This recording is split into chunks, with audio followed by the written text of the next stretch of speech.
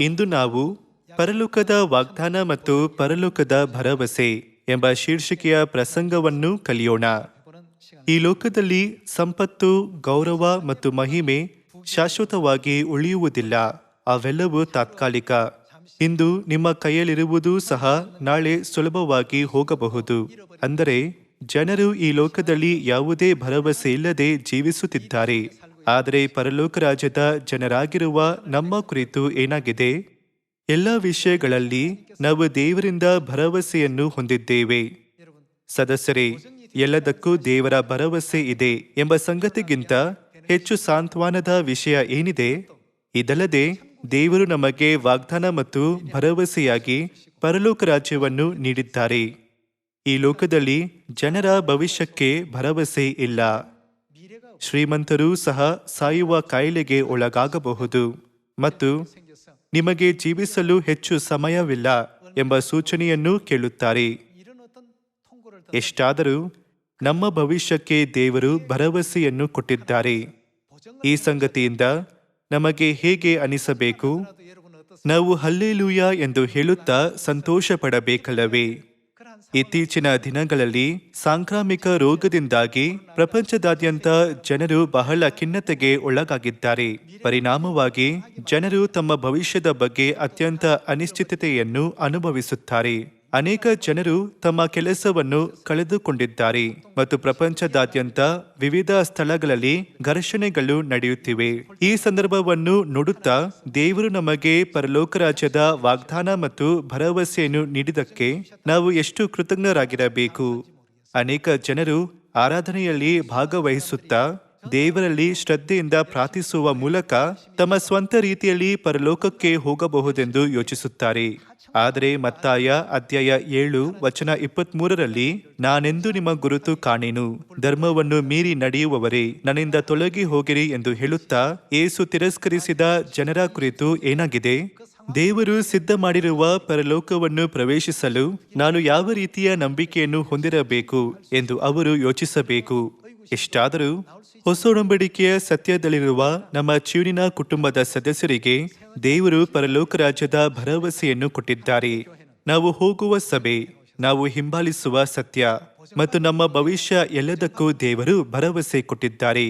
ಆದಿಸಭೆಯ ಸಂತರು ಸುವಾರ್ತೆಯನ್ನು ಬೋಧಿಸುವಾಗ ಹಲವಾರು ಸಮಯದಲ್ಲಿ ಕಷ್ಟಗಳು ಮತ್ತು ತೊಂದರೆಗಳನ್ನು ಅನುಭವಿಸಿದರು. ಹಾಗಿದ್ದರೂ ಅವರು ಪ್ರತಿದಿನ ಸಂತೋಷದಿಂದ ತುಂಬಿರುವಂತೆ ಅವರಿಗೆ ಯಾವ ರೀತಿಯ ಭವಿಷ್ಯ ಕಾಯುತ್ತಿತ್ತು? ಅವರು ಭರವಸೆಯ ಭವಿಷ್ಯವನ್ನು ಹೊಂದಿದ್ದರು. ಒಬ್ಬ ಅಧ್ಯಕ್ಷನು ಏನಾದರೂ ಭರವಸೆ ಕೊಟ್ಟರೆ ಅದರಲ್ಲಿ ದೊಡ್ಡ ಅಧಿಕಾರ ಮತ್ತು ಬಲವಿರುತ್ತದೆ. ಎಷ್ಟಾದರೂ ನಮ್ಮ ಸಭೆ, ಸತ್ಯ ಮತ್ತು ನಮ್ಮ ಭವಿಷ್ಯದ ಕುರಿತು ಇಡೀ ವಿಶ್ವದ ರಾಜಾದಿರಾಜರಾದ ದೇವರು ನಮಗೆ ಭರವಸೆಯನ್ನು ಕೊಟ್ಟಿದ್ದಾರೆ. ದೇವರು ಈ ಎಲ್ಲ ವಿಷಯಗಳ ಕುರಿತು ನಮಗೆ ಭರವಸೆ ಕೊಟ್ಟಿರುವುದರಿಂದ ನಾವು ಸಂತೋಷವಾಗಿದ್ದೇವೆ, ಅಲ್ಲವೇ? ನಮ್ಮ ಭವಿಷ್ಯದ ವಿಷಯದಲ್ಲಿ ನಮಗೆ ಸಮಾಧಾನವಿದೆ. ಅದೇಕೆಂದರೆ ದೇವರು ನಮ್ಮ ಭವಿಷ್ಯದ ಕುರಿತು ಭರವಸೆ ಕೊಟ್ಟಿದ್ದಾರೆ. ಎಷ್ಟಾದರೂ ಲೋಕದ ಜನರು ನನ್ನ ಕೆಲಸ ಹೋದರೆ ಏನು ಮಾಡುವುದು, ನಾನು ಹೇಗೆ ಜೀವನ ನಡೆಸುವುದು ಎಂದು ಅವರ ಭವಿಷ್ಯದ ಕುರಿತು ಚಿಂತಿಸುತ್ತಾರೆ. ಆದರೆ ಸತ್ಯವೇದದಲ್ಲಿ ನಾನು ಆಕಾಶದ ಹಕ್ಕಿಗಳನ್ನು ಸಾಕಿ ಸಲಹುತ್ತೇನೆ ಮತ್ತು ಹುಲ್ಲಿಗೆ ಉಡಿಸುತ್ತೇನೆ. ಹಾಗಿರುವಾಗ ಏನು ತಿನ್ನಬೇಕು ಅಥವಾ ಧರಿಸಬೇಕು ಎಂಬುದರ ಬಗ್ಗೆ ಏಕೆ ಚಿಂತಿಸುತ್ತೀರಿ ಎಂದು ದೇವರು ಹೇಳಿದ್ದಾರೆ. ನೀವು ಈ ವಾಕ್ಯಗಳನ್ನು ಓದಿದಾಗಲೆಲ್ಲ ಬಹಳ ಉತ್ಸಾಹಗೊಳ್ಳುತ್ತೀರಲ್ಲವೇ? ನಾನು ಯುಗದ ಸಮಾಪ್ತಿಯವರೆಗೂ ನಿಮಗೆ ಸಹಾಯ ಮಾಡುವೆನು, ಯಾವಾಗಲೂ ನಿಮ್ಮೊಂದಿಗಿರುವೆನು, ಧೈರ್ಯದಿಂದಿರಿ ಎಂದು ದೇವರು ಹೇಳಿದ್ದಾರೆ. ಈ ಲೋಕದಲ್ಲಿಯೂ ಸಹ ಭರವಸೆಯನ್ನು ಕೊಡುವ ಅನೇಕ ರೀತಿಯ ವಿಮೆಗಳಿವೆ. ವ್ಯಕ್ತಿಯ ಗುರುತಿನ ಖಾತರಿಯ ವಿಮೆ ಇದೆ, ಆಸ್ತಿಯ ಹಾನಿಯ ಸಂದರ್ಭದಲ್ಲಿ ಹಣಕಾಸಿನ ಖಾತರಿ ಇದೆ ಮತ್ತು ವಾಣಿಜ್ಯ ಉತ್ಪನ್ನಗಳಿಗೆ ಗುಣಮಟ್ಟದ ನಿಯಂತ್ರಣ ಖಾತರಿ ಇದೆ. ಈ ದಿನಗಳಲ್ಲಿ ಅನೇಕರು ತಮ್ಮ ಭವಿಷ್ಯಕ್ಕಾಗಿ ಕೆಲವು ರೀತಿಯ ಖಾತರಿಯ ವಿಮೆಯನ್ನು ಮಾಡಿಕೊಳ್ಳುತ್ತಾರೆ.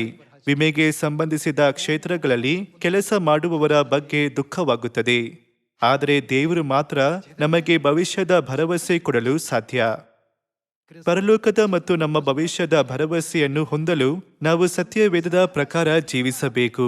ನಿಜವಾಗಿಯೂ ಸತ್ಯವೇದವು ದೇವರು ಮಾನವ ಕುಲಕ್ಕೆ ಕೊಡುತ್ತಿರುವ ತಾಂತ್ರಿಕವಾದ ಭರವಸೆಯ ಆಧುನಿಕ ಪ್ರಮಾಣ ಪತ್ರವಲ್ಲವೇ? ದೇವರ ಬೋಧನೆಗಳಿಗೆ ವಿಧೇಯರಾದರೆ ಮಾತ್ರ ಎಲ್ಲವೂ ಒಳ್ಳೆಯದಾಗುತ್ತದೆ. ಜನರು ವಿನಾಶದ ಕಡೆಗೆ ಹೋಗುತ್ತಿರುವ ದೊಡ್ಡ ಕಾರಣ ಏನೆಂದರೆ ಅವರು ಸತ್ಯವೇದದ ಬೋಧನೆಗಳ ಪ್ರಕಾರ ಜೀವಿಸುವುದಿಲ್ಲ. 2 ತಿಮೋಥೆಯನಿಗೆ ಅಧ್ಯಾಯ 3ಕ್ಕೆ ಹೋಗೋಣ. 2 ತಿಮೋಥೆಯನಿಗೆ ಅಧ್ಯಾಯ 3 ವಚನ 12.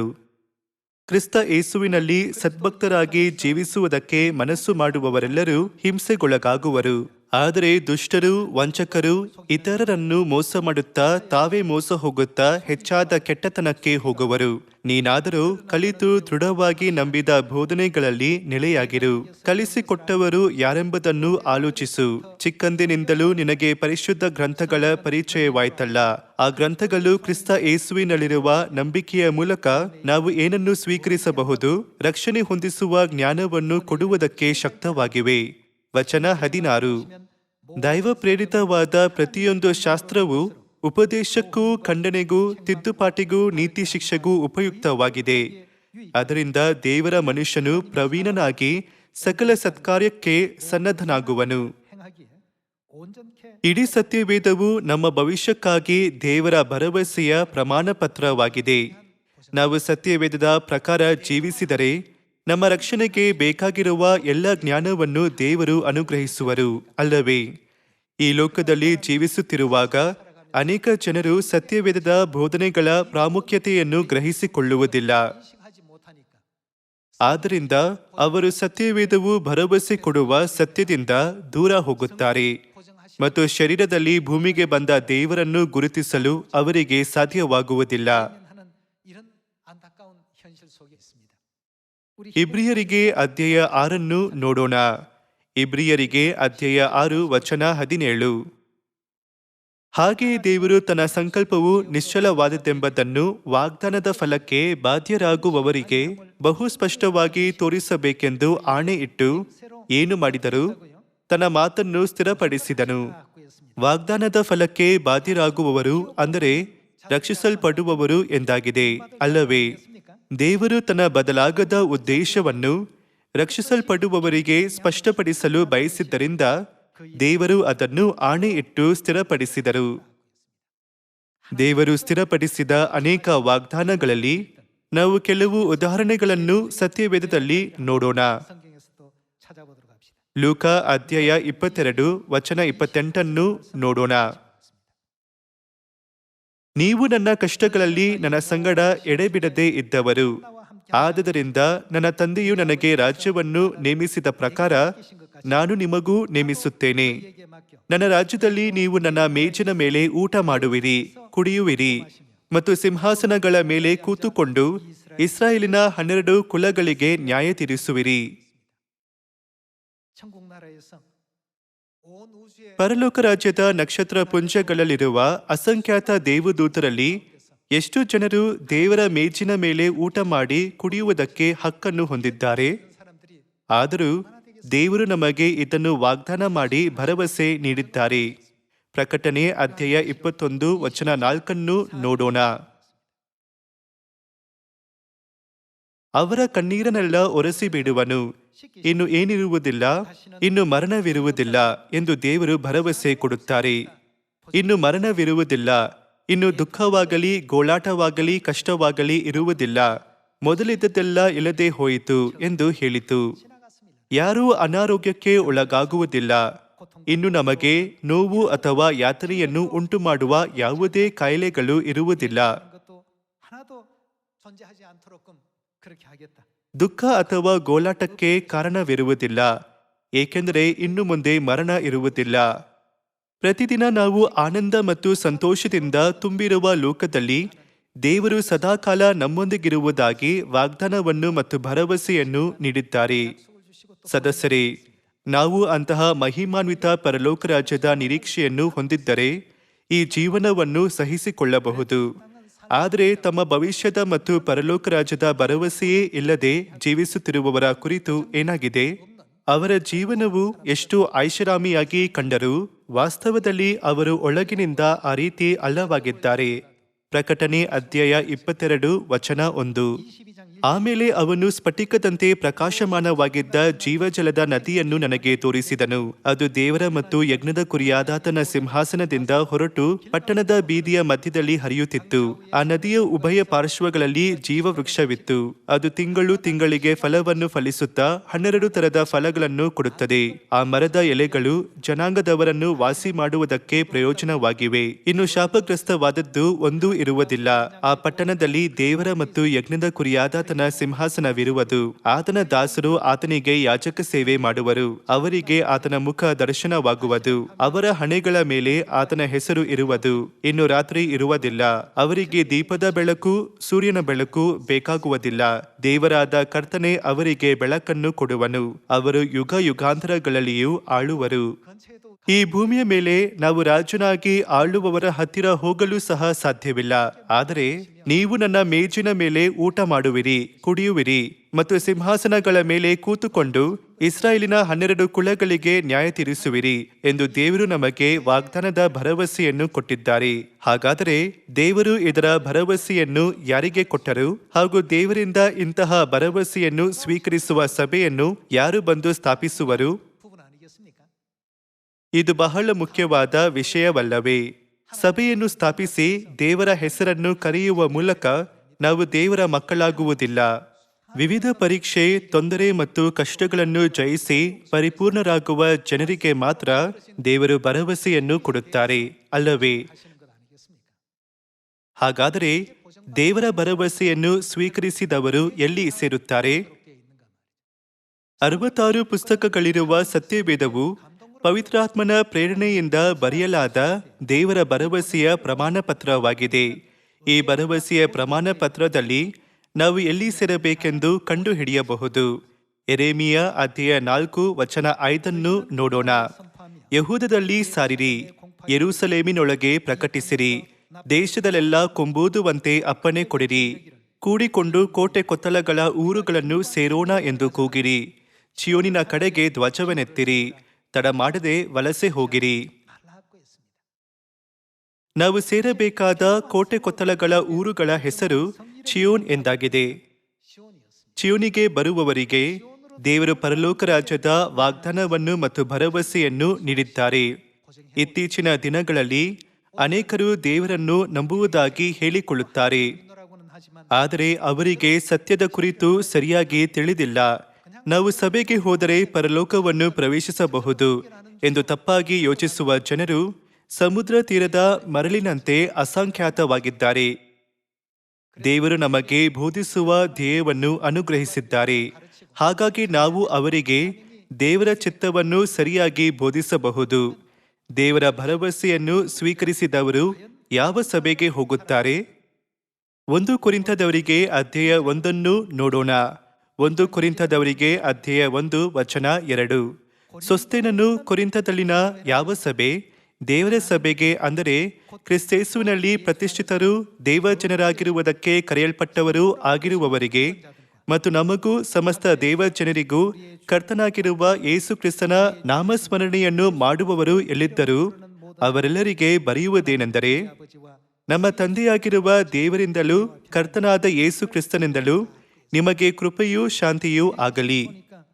ಅಪೊಸ್ತಲ ಪೌಲನು ಹೋಗುತ್ತಿದ್ದ ಸಭೆಯು ದೇವರ ಸಭೆಯಾಗಿದೆ.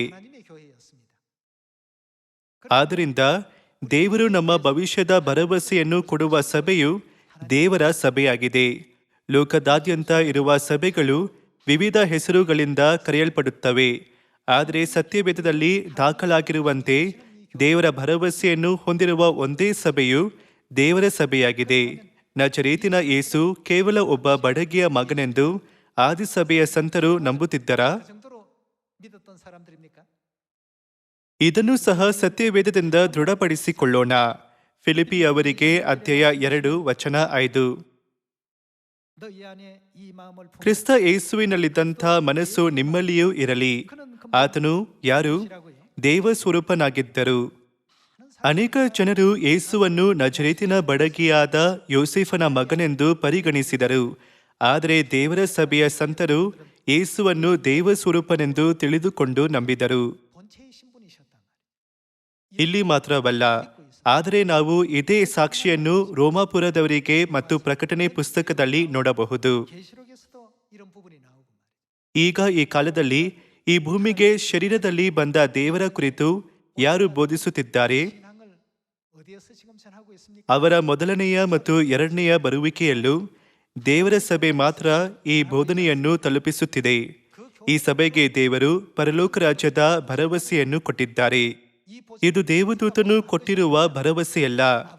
ಇದು ಅಬ್ರಹಾಮ ಅಥವಾ ಪೇತ್ರನು ಕೊಡುತ್ತಿರುವ ಭರವಸೆಯಲ್ಲ. ಇದು ದೇವರು ನಮಗೆ ಹೊಸೊಡಂಬಡಿಕೆಯ ಮೂಲಕ ಕೊಡುತ್ತಿರುವ ರಕ್ಷಣೆಯ ಭರವಸೆಯಾಗಿದೆ. ಇದನ್ನು ಇಬ್ರಿಯರಿಗೆ ಪುಸ್ತಕ ಅಧ್ಯಾಯ 9ರಲ್ಲೂ ದೃಢಪಡಿಸಿಕೊಳ್ಳೋಣ. ಇಬ್ರಿಯರಿಗೆ ಅಧ್ಯಾಯ 9 ವಚನ 15. ಮತ್ತು ಈ ಕಾರಣದಿಂದ ಆತನು ಒಂದು ಹೊಸ ಒಡಂಬಡಿಕೆಗೆ ಮಧ್ಯಸ್ಥನಾಗಿದ್ದಾನೆ.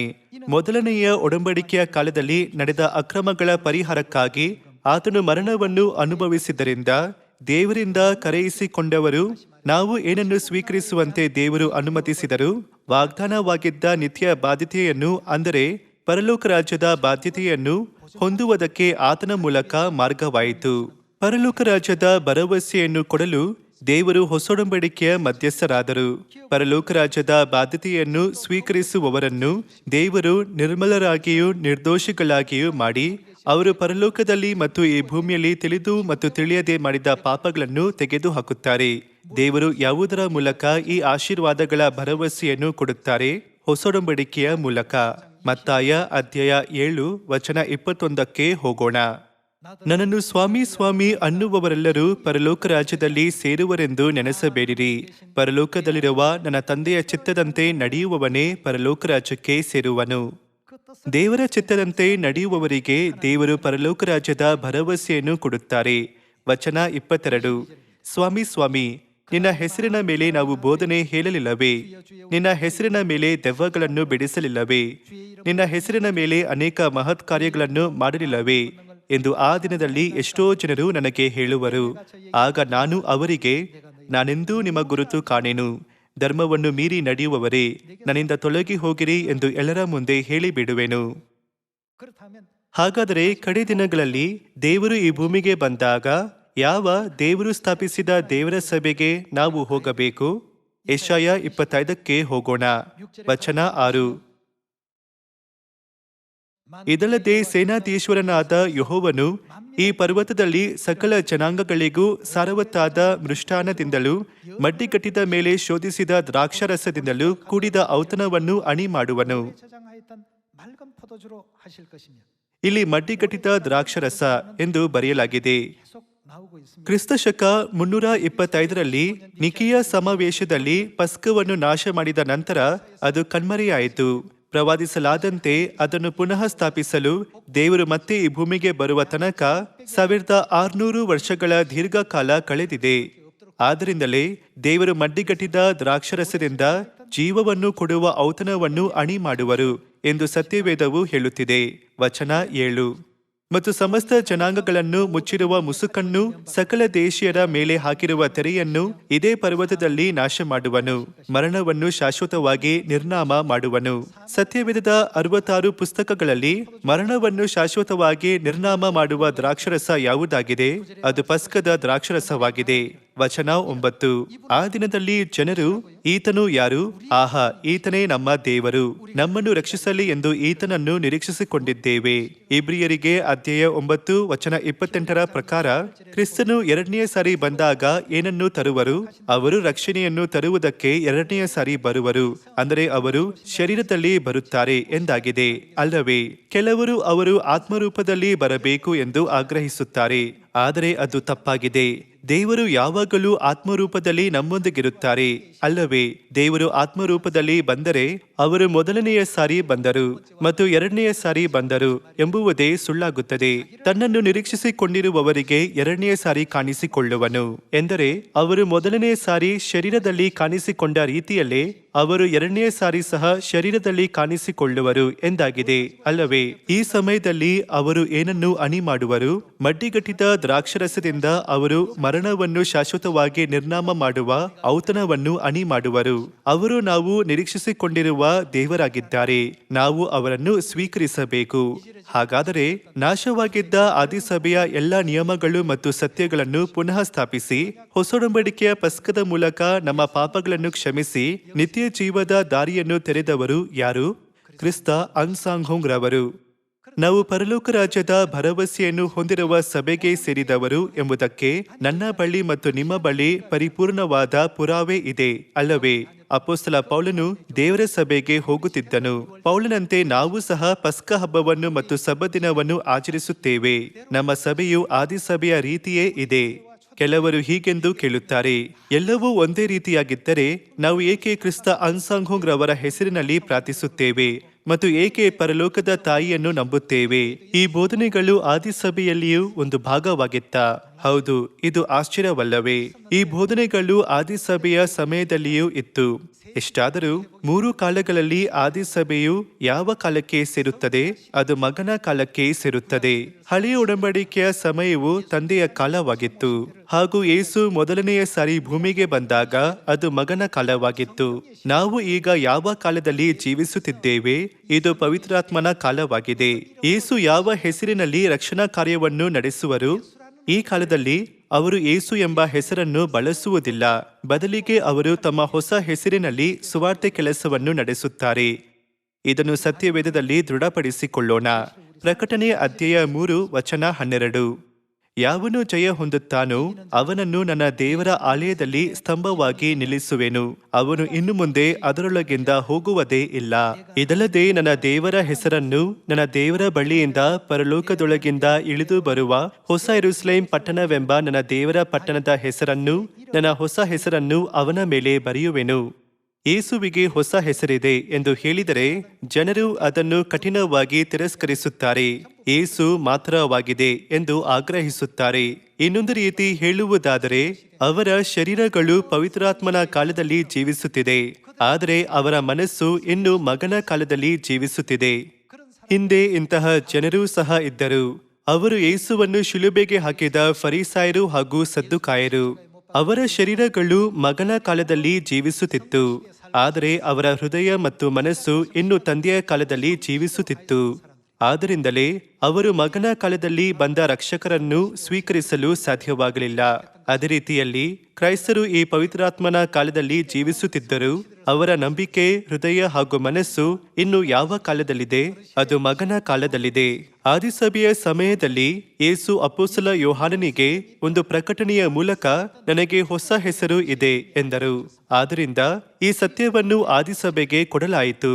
ನಾವು ಈಗ ಪವಿತ್ರಾತ್ಮನ ಕಾಲದಲ್ಲಿ ಜೀವಿಸುತ್ತಿದ್ದೇವೆ. ನಮ್ಮ ರಕ್ಷಕನ ಹೆಸರು ಯೇಸು ಮಾತ್ರವಾಗಿದೆ ಎಂದು ಆಗ್ರಹಿಸಿದರೆ ಅದರ ಅರ್ಥ ನಾವು ಸತ್ಯವೇದದ ಕುರಿತು ತಪ್ಪು ತಿಳುವಳಿಕೆ ಮತ್ತು ತಪ್ಪು ಅರ್ಥ ವಿವರಣೆಯನ್ನು ಹೊಂದಿದ್ದೇವೆ ಎಂದಾಗಿದೆ. ಪ್ರಕಟಣೆ ಅಧ್ಯಾಯ 3 ವಚನ 12ರಲ್ಲಿ ಯೇಸು ಹೀಗೆಂದರು, ಇದಲ್ಲದೆ ನನ್ನ ದೇವರ ಬಳಿಯಿಂದ ಪರಲೋಕದೊಳಗಿಂದ ಇಳಿದು ಬರುವ ಹೊಸ ಯೆರೂಸಲೇಮ್ ಹೆಸರನ್ನು, ನನ್ನ ಹೊಸ ಹೆಸರನ್ನು ಅವನ ಮೇಲೆ ಬರೆಯುವೆನು. ಸದಸ್ಯರೇ, ಹೊಸ ಯೆರೂಸಲೇಮ್ ಏನನ್ನು ಹೊಂದಿದ್ದಾರೆ? ಅವರಿಗೆ ಹೆಸರಿದೆ. ಯೆರೂಸಲೇಮಿನ ಹೆಸರು ಏನೆಂದು ಕೇಳಿದಾಗ ಕೆಲವರು ಯೆರೂಸಲೇಮ್ ಅಂದರೆ ಯೆರೂಸಲೇಮ್, ಯೆರೂಸಲೇಮಿಗೆ ಬೇರೆ ಹೆಸರು ಇದೆಯೇ ಎಂದು ಹೇಳುತ್ತಾರೆ. ಆಶ್ಚರ್ಯಕರವಾಗಿ ಸತ್ಯವೇದವು ಯೆರೂಸಲೇಮಿಗೆ ಹೆಸರಿದೆ ಎಂದು ಕಲಿಸುತ್ತದೆ. ಹೊಸ ಯೆರೂಸಲೇಮಿಗೆ ನಿಜವಾಗಿಯೂ ಹೆಸರಿದೆ. ಅಪೊಸ್ತಲ ಯೋಹಾನನು ಜೀವಂತವಾಗಿದ್ದಾಗ ಯೇಸು ಒಂದು ಪ್ರಕಟಣೆಯ ಮೂಲಕ ಯೇಸುವಿಗೆ ಹೊಸ ಹೆಸರಿರುತ್ತದೆ ಎಂದು ಕಲಿಸಿದರು. ನಾವು ಅನ್ಸಾಂಗ್ ಹೋಂಗ್ ಎಂಬ ಹೊಸ ಹೆಸರನ್ನು ಹೇಳಿದರೆ ಕೆಲವರು ಆದಿಸಭೆಯಲ್ಲಿ ಅದರ ಕುರಿತು ಯಾವ ಬೋಧನೆಯೂ ಇರಲಿಲ್ಲ, ಆದಿಸಭೆಯ ಸಂತರು ಆ ಹೆಸರನ್ನು ಬಳಸಿದ್ದಾರಾ ಎಂದು ಕೇಳುತ್ತಾರೆ. ಅವರು ಇದನ್ನು ಬಳಸಲಿಲ್ಲ. ಅವರು ಏಕೆ ಇದನ್ನು ಬಳಸಲಿಲ್ಲ? ಅದೇಕೆಂದರೆ ಮಗನ ಕಾಲವು ಹೊಸ ಹೆಸರನ್ನು ಬಳಸುವ ಸಮಯವಾಗಿರಲಿಲ್ಲ. ದೇವರು ತಮ್ಮ ಕಡೆ ರಕ್ಷಣೆಯ ಕಾರ್ಯವನ್ನು ಹೊಸ ಹೆಸರಿನೊಂದಿಗೆ ನಡೆಸಿ ಮುಗಿಸಬೇಕು ಎಂಬುದನ್ನು ನಾವು ಅರ್ಥ ಮಾಡಿಕೊಳ್ಳಬೇಕು. ಇದಲ್ಲದೆ ಅವರು ಯಾವ ಹೆಸರಿನ ಕುರಿತೂ ಸಹ ಹೇಳಿದರು. ಅವರು ತಮ್ಮ ಹೊಸ ಹೆಸರನ್ನು ಹಾಗೂ ಹೊಸ ಯೆರೂಸಲೇಮ್ ಹೆಸರನ್ನು ಕುರಿತು ಹೇಳಿದರು. ಪ್ರಕಟಣೆ 22ರಲ್ಲಿ ಹೆಸರನ್ನು ಹೊಂದಿರುವ ಹೊಸ ಯೆರೂಸಲೇಮ್ ಹಾಗೂ ಹೊಸ ಹೆಸರಿನೊಂದಿಗೆ ಬರುವ ಯೇಸು ಪವಿತ್ರಾತ್ಮನ ಕಾಲದ ದ್ವಾರವನ್ನು ತೆರೆಯುವರು ಎಂದು ನೋಡಿದೆವು ಅಲ್ಲವೇ? ಆತ್ಮನು ಮೊದಲಗೆತ್ತಿಯು ಏನು ಮಾಡುವರು? ಅವರು ಬಾ ಅನ್ನುತ್ತಾರೆ. ತಂದೆಯ ಕಾಲದಲ್ಲಿ ಮತ್ತು ಮಗನ ಕಾಲದಲ್ಲಿ ನಂಬಿಕೆಯನ್ನು ಕಾಪಾಡಿಕೊಂಡಂತೆ ಈಗ ಪವಿತ್ರಾತ್ಮನ ಕಾಲದಲ್ಲಿ ನಮ್ಮ ಬಳಿಗೆ ಬನ್ನಿರಿ. 내게로 오라. ಇದು ನಮ್ಮ ರಕ್ಷಣೆಯ ಅಂತಿಮ ಹಂತವಾಗಿದೆ. ದೇವರಿಂದ ಪರಲೋಕದ ಅಥವಾ ರಕ್ಷಣೆಯ ಭರವಸೆಯನ್ನು ಸ್ವೀಕರಿಸದೆ ದೇವರನ್ನು ನಂಬುವುದಾಗಿ ಹೇಳಿಕೊಳ್ಳುವ ಜನರು ಆತ್ಮನು ಮತ್ತು ಮೊದಲಗೆತ್ತಿ ಇರುವ ಸ್ಥಳಕ್ಕೆ ತಲುಪಬಹುದೇ? ಸತ್ಯವೇದವು ಯಾರ ವಾಕ್ಯಗಳನ್ನು ಒಳಗೊಂಡಿದೆ? ಯಾರಾದರೂ ಸತ್ಯವೇದದಲ್ಲಿರುವ ದೇವರ ಬೋಧನೆಗಳನ್ನು ನಿರಾಕರಿಸಿದರೆ ಅದು ದೇವರ ವಾಕ್ಯಗಳಿಗಿಂತ ನನ್ನ ಆಲೋಚನೆಗಳು ಉತ್ತಮವಾಗಿವೆ ಎಂಬ ಅರ್ಥವಾಗಿದೆ. ಹಾಗಾದರೆ ರಕ್ಷಣೆಯು ಏಕೆ ದೇವರ ಮೇಲೆ ಅವಲಂಬಿತವಾಗಿದೆ? ದೇವರು ಆರಂಭದಲ್ಲಿಯೇ ಅಂತ್ಯವನ್ನು ತಿಳಿದವರು ಹಾಗೂ ಮಾನವ ಕುಲದ ಪಾಪಕ್ಕಾಗಿ ದೋಷ ಪರಿಹಾರ ಮಾಡಿ ನಮ್ಮನ್ನು ಪರಲೋಕಕ್ಕೆ ಮುನ್ನಡೆಸುತ್ತಿದ್ದಾರೆ. ತಮ್ಮ ಸ್ವಂತ ಆಲೋಚನೆಗೆ ಹೊಂದಿಕೆಯಾಗುವುದಿಲ್ಲವೆಂದು ಯಾರಾದರೂ ಸತ್ಯವೇದದಲ್ಲಿರುವ ದೇವರ ವಾಕ್ಯಗಳನ್ನು ತಿರಸ್ಕರಿಸಿದರೆ ಅದು ನಿಜಕ್ಕೂ ದುರದೃಷ್ಟಕರವಾಗಿದೆ. ಈ ಪವಿತ್ರಾತ್ಮನ ಕಾಲದಲ್ಲಿ ನಾವು ಯೇಸುವಿನ ಹೊಸ ಹೆಸರಿನ ಮೇಲೆ ಅವಲಂಬಿತರಾಗಿ ಅವರ ಹೊಸ ಹೆಸರಿನಲ್ಲಿ ಪ್ರಾರ್ಥಿಸಿದರೆ ಮಾತ್ರ ನಾವು ರಕ್ಷಣೆಯನ್ನು ಸ್ವೀಕರಿಸಬಹುದು. ಪ್ರಕಟಣೆ 19 ನೋಡೋಣ. ಪ್ರಕಟಣೆ ಅಧ್ಯಾಯ 19 ವಚನ 6. ತರುವಾಯ ಜನರ ದೊಡ್ಡ ಗುಂಪಿನ ಶಬ್ದದಂತೆಯೂ ಜಲಪ್ರವಾಹ ಘೋಷದಂತೆಯೂ ಗಟ್ಟಿಯಾದ ಗುಡುಗಿನ ಶಬ್ದದಂತೆಯೂ ಇದ್ದ ಒಂದು ಶಬ್ದವನ್ನು ಕೇಳಿದೆನು. ಅದು ಹಲ್ಲೆಲೂಯಾ, ಸರ್ವಶಕ್ತನಾಗಿರುವ ನಮ್ಮ ದೇವರಾದ ಕರ್ತನು ಆಳುತ್ತಾನೆ. ಯಜ್ಞದ ಕುರಿಯಾದಾತನ ವಿವಾಹ ಕಾಲವು ಬಂತು. ಆತನಿಗೆ ವಿವಾಹವಾಗುವ ಕನ್ಯೆ ತನ್ನನ್ನು ಸಿದ್ಧ ಮಾಡಿಕೊಂಡಿದ್ದಾಳೆ. ಇಲ್ಲಿ ಯಜ್ಞದ ಕುರಿ ಎಂದರೆ ಯಾರಾಗಿದ್ದಾರೆ? ಅದು ಯೇಸುವಾಗಿದ್ದಾರೆ. ಈ ಪ್ರಕಟಣೆಯನ್ನು ಯೇಸು ಸ್ವರ್ಗಾರೋಹಣರಾದ 60 ವರ್ಷಗಳ ನಂತರ ಬರೆಯಲಾಯಿತು. ಆದ್ದರಿಂದ ಈ ವಚನದಲ್ಲಿರುವ ಯಜ್ಞದ ಕುರಿಯು ಎರಡನೆಯ ಬರುವಿಕೆಯ ಯೇಸುವಾಗಿದ್ದಾರೆ. ಯಜ್ಞದ ಕುರಿಯಾದಾತನ ವಿವಾಹ ಕಾಲವು ಬಂತು. ಆತನಿಗೆ ವಿವಾಹವಾಗುವ ಕನ್ಯೆ ತನ್ನನ್ನು ಸಿದ್ಧ ಮಾಡಿಕೊಂಡಿದ್ದಾಳೆ. ಯಜ್ಞದ ಕುರಿ ಮತ್ತು ಯಜ್ಞದ ಕುರಿಯ ಹೆಂಡತಿ ಕಾಣಿಸಿಕೊಳ್ಳುವರು ಮತ್ತು ಆ ಸಭೆಯು ದೇವರ ಸಭೆಯಾಗಿದೆ ಎಂಬುದನ್ನು ಆದಿಸಭೆಯು ಕಲಿಸಿತು. ಈ ಸತ್ಯವು ಈ ಪವಿತ್ರಾತ್ಮನ ಕಾಲದಲ್ಲಿ ಮಾತ್ರವೇ ನೆರವೇರಲು ಸಾಧ್ಯ. ವಚನ 8. ಪ್ರಕಾಶಮಾನವೂ ನಿರ್ಮಲವೂ ಆದ ನಯವಾದ ನಾರುಮಡಿಯನ್ನು ಧರಿಸಿಕೊಳ್ಳುವುದಕ್ಕೆ ಆಕೆಗೆ ಅನುಗ್ರಹಿಸೋಣವಾಗಿತ್ತು. ಆ ನಾರುಮಡಿ ಅಂದರೆ ದೇವಜನರ ಸತ್ಕಾರ್ಯಗಳೇ. ಇದಲ್ಲದೆ ಅವನು ನನ್ನ ಸಂಗಡ ಮಾತಾಡುತ್ತಾ ಯಜ್ಞದ ಕುರಿಯಾದಾತನ ವಿವಾಹದ ಔತಣಕ್ಕೆ ಕರೆಸಿಕೊಂಡವರು ಧನ್ಯರು ಎಂಬುದಾಗಿ ಬರೆ ಎಂದು ಹೇಳಿ. ಯಜ್ಞದ ಕುರಿ ಮತ್ತು ಯಜ್ಞದ ಕುರಿಯ ಹೆಂಡತಿಯು ನೆಲೆಸುವ ಸ್ಥಳಕ್ಕೆ ಕರೆಸಿಕೊಂಡವರು ನಿಜವಾಗಿಯೂ ಧನ್ಯರು. ತಂದೆ ದೇವರು ಮತ್ತು ತಾಯಿ ದೇವರನ್ನು ನಂಬುವ ಲೋಕದೆಲ್ಲೆಡೆ ಇರುವ world mission society church of God ಸದಸ್ಯರಾದ ಚ್ಯೂನಿನ ಎಲ್ಲ ಮಕ್ಕಳು ದೇವದೂತನು ಹೇಳಿದ ಧನ್ಯ ಜನರಾಗಿದ್ದಾರೆ. 2000 ವರ್ಷಗಳ ನಂತರ ದೇವರ ಸಭೆಯಲ್ಲಿ ಇದು ಸಂಭವಿಸುವುದು ಎಂದು ಯೇಸು 2000 ವರ್ಷಗಳ ಹಿಂದೆ ಒಂದು ಪ್ರಕಟಣೆಯ ಮೂಲಕ ಅಪೊಸ್ತಲ ಯೋಹಾನನಿಗೆ ತೋರಿಸಿದರು ಅಲ್ಲವೇ? ಪ್ರಕಟಣೆ ಅಧ್ಯಾಯ 21 ವಚನ 9 ನೋಡೋಣ. ಕಡೆ 7 ಉಪದ್ರವಗಳಿಂದ ತುಂಬಿದ 7 ಪಾತ್ರೆಗಳನ್ನು ಹಿಡಿದಿದ್ದ 7 ಮಂದಿ ದೇವದೂತರಲ್ಲಿ ಒಬ್ಬನು ಬಂದು ನನ್ನ ಸಂಗಡ ಮಾತಾಡುತ್ತಾ, ಬಾ, ಯಜ್ಞದ ಕುರಿಯಾದಾತನಿಗೆ ಹೆಂಡತಿಯಾಗತಕ್ಕ ಮೊದಲಗೆತ್ತಿಯನ್ನು ನಿನಗೆ ತೋರಿಸುವೆನು ಎಂದು ಹೇಳಿ ದೇವರಾತ್ಮ ವಶನಾದ ನನ್ನನ್ನು ಎತ್ತರವಾದ ದೊಡ್ಡ ಬೆಟ್ಟಕ್ಕೆ ಎತ್ತಿಕೊಂಡು ಹೋಗಿ ಯೆರೂಸಲೇಮ್ ಎಂಬ ಪರಿಶುದ್ಧ ಪಟ್ಟಣವು ದೇವರ ತೇಜಸ್ಸುಳ್ಳದಾಗಿ ಪರಲೋಕದೊಳಗಿಂದ ದೇವರ ಕಡೆಯಿಂದ ಇಳಿದು ಬರುವುದನ್ನು ನನಗೆ ತೋರಿಸಿದನು.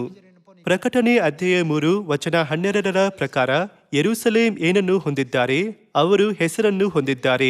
ಗಲಾತ್ಯದವರಿಗೆ 4 ನೋಡಿದರೆ ಯೆರೂಸಲೇಮಿಗೆ ಏಕೆ ಹೆಸರಿದೆ ಎಂಬುದನ್ನು ಸುಲಭವಾಗಿ ಅರ್ಥ ಮಾಡಿಕೊಳ್ಳಬಹುದು. ಗಲಾತ್ಯದವರಿಗೆ ಅಧ್ಯಾಯ 4 ವಚನ 26. ಆದರೆ ಮೇಲನ ಯೆರೂಸಲೇಮ್ ಎಂಬವಳು ಸ್ವತಂತ್ರಳು, ಇವಳೇ ನಮಗೆ ತಾಯಿ. ಇಲ್ಲಿ ಹೇಳಲಾದ ಯೆರೂಸಲೇಮ್ ಹಾಗೂ ಹೊಸ ಯೆರೂಸಲೇಮ್ ಹೆಸರನ್ನು, ನನ್ನ ಹೊಸ ಹೆಸರನ್ನು ಅವನ ಮೇಲೆ ಬರೆಯುವೆನು ಎಂದು ಯೇಸು ಪ್ರಕಟಣೆಯಲ್ಲಿ ಹೇಳಿದ ಯೆರೂಸಲೇಮ್ ಎರಡೂ ಒಂದೇ ಆಗಿದೆ. ಈ ಸತ್ಯವು ಆದಿಸಭೆಯಲ್ಲಿಯೂ ಅಸ್ತಿತ್ವದಲ್ಲಿತ್ತು ಎಂದು ಹೇಳಿದರೆ ಕೆಲವರು ನಂಬುವುದಿಲ್ಲ. ಹಾಗಾದರೆ ಅಪೊಸ್ತಲ ಯೋಹಾನನು ಯಾವ ಕಾಲದಲ್ಲಿ ಜೀವಿಸುತ್ತಿದ್ದನು? ಗಲಾತ್ಯದವರಿಗೆ ಪುಸ್ತಕವನ್ನು ಬರೆದ ಅಪೊಸ್ತಲ ಪೌಲನು ಯಾವ ಕಾಲದಲ್ಲಿ ಜೀವಿಸುತ್ತಿದ್ದನು? ಅವರಿಬ್ಬರು ಆದಿಸಭೆಗೆ ಸೇರಿದವರು ಮತ್ತು ಅವರು ಮಗನ ಕಾಲದಲ್ಲಿ ಜೀವಿಸುತ್ತಿದ್ದರು ಅಲ್ಲವೇ? ಯೆರೂಸಲೇಮಿನ ಹೆಸರನ್ನು ಕುರಿತ ಸತ್ಯವು ಆದಿಸಭೆಯ ಒಂದು ಬೋಧನೆಯಾಗಿದೆ. ಈ ಸತ್ಯವನ್ನು ಯಾರು ಕಲಿಸಿದರು? ಈ ಸತ್ಯವನ್ನು ಕಲಿಸಿದವರು ಯೇಸು. ಆದರೆ ಅದು ಮಗನ ಕಾಲದಲ್ಲಿ ನೆರವೇರದಿರುವ ಕಾರಣದಿಂದ ಅವರು ಆ ಕಾಲದ ಸಂತರಿಗೆ ಅಗತ್ಯವಾಗಿರುವುದನ್ನು ಮಾತ್ರ ಪ್ರಕಟಿಸಿದರು. 그 시대 사람들에게 비춰주셨고 ಉಳಿದಿರುವುದು ಈ ಪವಿತ್ರಾತ್ಮನ ಕಾಲದಲ್ಲಿ ಪ್ರಕಟವಾಗಬೇಕಿತ್ತು. ಇದು ದೇವರ ಸಭೆಯಲ್ಲಿ ಕಲಿಸಲಾದ ಸತ್ಯವಾಗಿದೆ. ಈ ಸತ್ಯವನ್ನು ಹೊಂದಿರುವ ಸಭೆಗೆ ಮಾತ್ರ ದೇವರು ಪರಲೋಕ ರಾಜ್ಯದ ಭರವಸೆಯನ್ನು ಆಣೆಯಿಟ್ಟು ಸ್ಥಿರಪಡಿಸಿದರು. ಇದು ದೇವರು ಆಣೆಯಿಟ್ಟು ಸ್ಥಿರಪಡಿಸಿದ ಭರವಸೆಯಾಗಿದೆ ಅಲ್ಲವೇ? ಈ ರೀತಿ ಇನ್ನು ಮರಣವಾಗಲಿ, ದುಃಖವಾಗಲಿ, ಕಷ್ಟವಾಗಲಿ ಇಲ್ಲದ ಮಹಿಮಾನ್ವಿತ ಪರಲೋಕ ರಾಜ್ಯಕ್ಕೆ ಹೋಗುವ ಭರವಸೆಯನ್ನು ನಾವು ಹೊಂದಿದ್ದೇವೆ. ನಾವು ಈಗ ಅಸೂಯೆ ಪಡುವಂತಹ ಭವ್ಯವಾದ ಮತ್ತು ನಿಜವಾಗಿಯೂ ಅದ್ಭುತವಾದ ಜೀವನವನ್ನು ಜೀವಿಸುತ್ತಿದ್ದರೂ ನಾವು ನಿಜವಾಗಿಯೂ ಯಾರೆಂಬುದನ್ನು ನಾವು ಸಂಪೂರ್ಣವಾಗಿ ಗ್ರಹಿಸಿಕೊಂಡಿಲ್ಲ ಎಂದು ತೋರುತ್ತದೆ.